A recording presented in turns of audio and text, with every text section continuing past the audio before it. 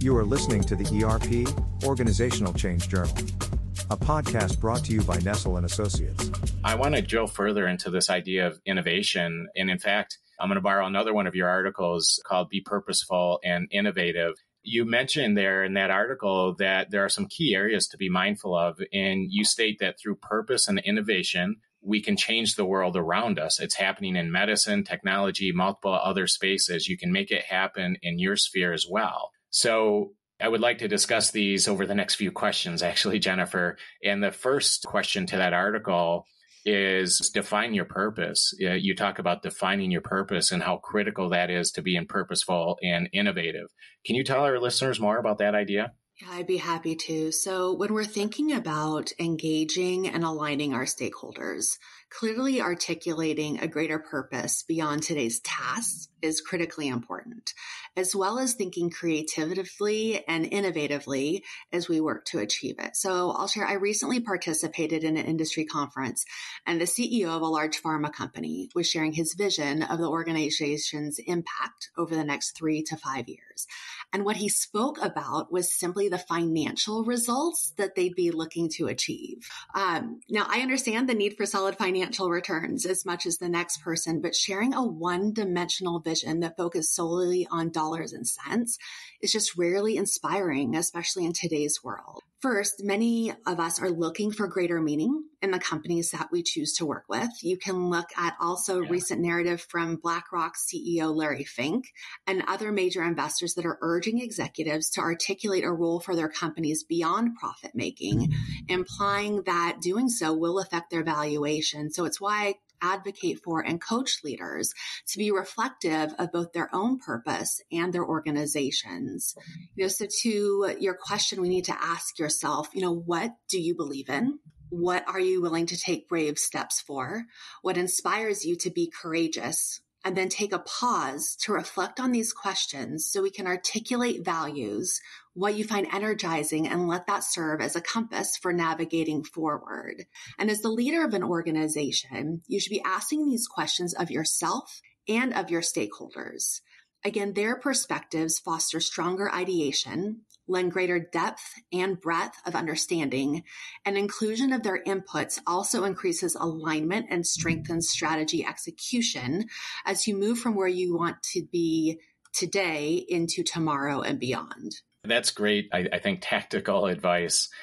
So let's talk a little bit more about that. What would you tell organizational stakeholders about innovation in terms of what sort of tactical action could organizational leadership and organizational stakeholders in general take, and especially in terms of the one point you just mentioned with reflecting and take inventory of yourself? Can you add to that? Sure. So I think, from a leader perspective, we need to take those inventories. I think if I'm speaking to the organizational stakeholders about innovation, is for those stakeholders to realize that each person has a unique value to offer simply by bringing forward themselves and their perspectives. Each of us has different strengths, talents, skills, and life experiences that can be used to creatively solve the problems before us. And bringing those together collectively is powerful. One of my favorite quotes following Gandhi's, be the change you wish to see in the world, is Stephen Anderson's, alone we are smart, but together we are brilliant. And so I would encourage stakeholders, when invited to share their perspectives and inputs, to do so, and for leaders to act with empathy and create a culture where empathy is valued. And I think you'll see the enhanced results. Oh, that's great.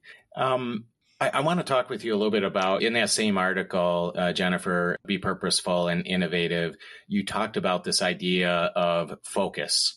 And as we know, especially in large-scale ERP organizational change, focus can be tough, both from leadership and just kind of keeping your eye on the prize, so to speak, and then just at an individual level as well.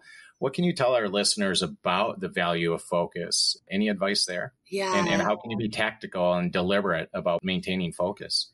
So I think I'll echo some pieces that you just stated, and that it is hard, but it is necessary. And focus doesn't come by chance. It takes great intentionality. So the value of focus is being able to really hone in on what is most important to moving your organization's vision and value forward in the most effective ways. We can't be great at everything. We don't have the resources. Yeah. So we need to choose what we want to be great at, focus on that space, and make decisions accordingly. Organizational strategy is something we do a lot of at Energize. We work with organizations to identify 3 to 5 key areas of focus. We're really looking for breakthrough results. Employment of focus is critical to any organization's long-term growth and success. If we're saying yes to everything, unfortunately, we're unable to be great at the things that matter most. One of the pieces, if you're looking from a tactical perspective, that we employ at Energize and partner with companies on is doing strategy check-ins and recalibrations. So most organizations, I'll speak from an organizational strategy perspective, but this could also be a transformative ERP initiative, set long-term strategies and don't necessarily revisit what they're doing well and or what might be enhanced, patched, or pivoted and focused on as often as they should. In fact, there's a Norton and Kaplan study that states that 90% of companies fail to execute on their strategies effectively. And so that importance of and the discipline of focus and alignment helps organizations to stay on track. So true. So true. Wonderful advice. I think to kind of tie the first couple of questions here, or I should say the last couple of questions, we talked about focus and innovation and purpose. And that requires a degree because we're all humans and we work, we're all within a workspace with our colleagues and friends.